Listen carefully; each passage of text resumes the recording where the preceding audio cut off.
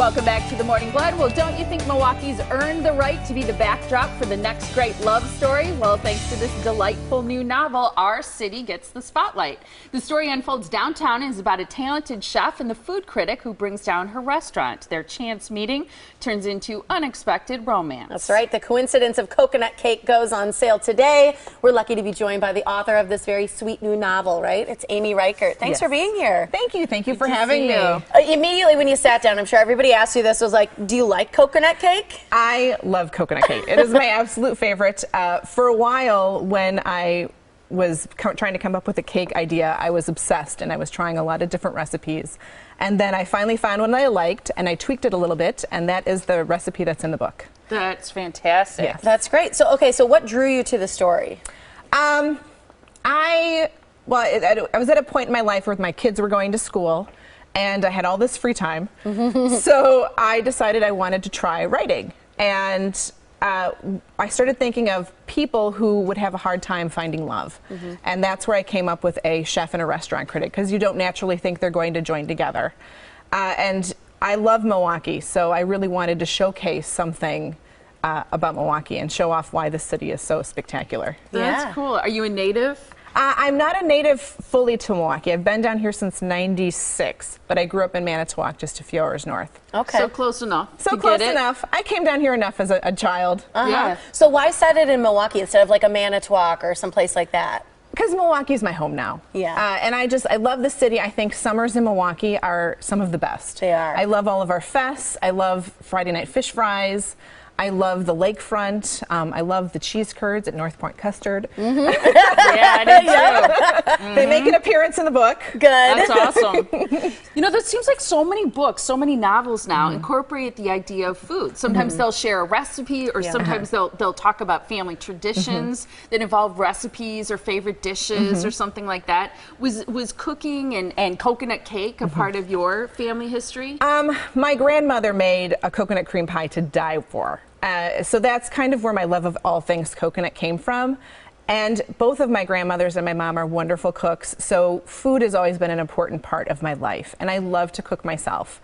So again, when I'm trying to think about what I want to write, they always say, write what you know. Yeah. Well, I know Milwaukee and I know food, so I just put those two things together. And that's where the book came from. I have a feeling you're going to have something to eat while you read it, because it's going to make you hungry. Yeah. But break down the characters, break down the story of what really happens. We have Lou, who her full name is Elizabeth Luella Johnson, and she's the chef. At the beginning of the book, you find her engaged to a not very nice guy, and who's really not right for her, but we all make those poor choices with men.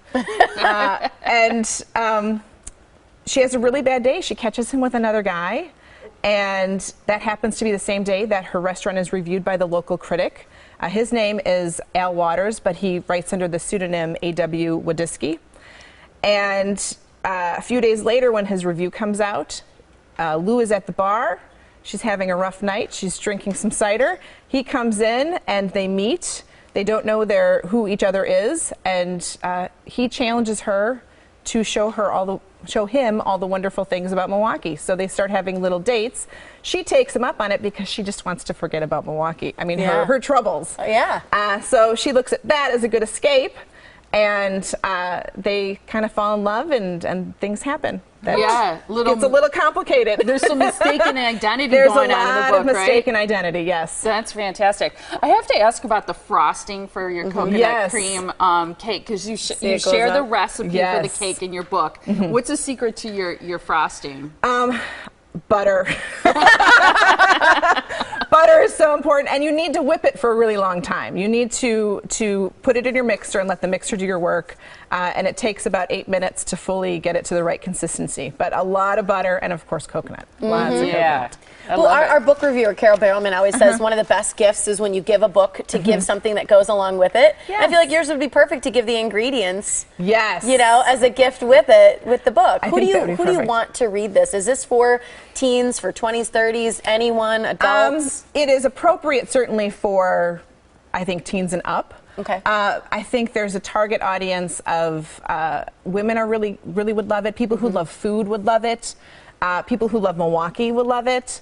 I think that it's not just a love story about two people. It really is a love story about Milwaukee. Yeah. So I think that it has a very broad audience. Okay. That is fantastic. People have the opportunity to meet you. You're having a party that's happening from 6 until 8 tonight at Hartland Public Library, which is in Hartland. People can visit your website, amyreichert.com. It's Amy E. Reichert. Amy, oh, I'm glad you said that. Yes, you're right. I see it there too. amyreichert.com. Will people be able to sample any cake tonight? There will be. I have a very good friend who took the recipe from the book and is making cake and coconut cupcakes. Awesome. So I didn't have to do it today. That's a good friend. She's a great friend. That's a really good friend. It was a blast meeting you. Thank you so much for having me. Yeah, this was a lot of fun. congratulations on your book. Thank you. That's fantastic. Thanks, Amy. Now I'm starving. Yeah.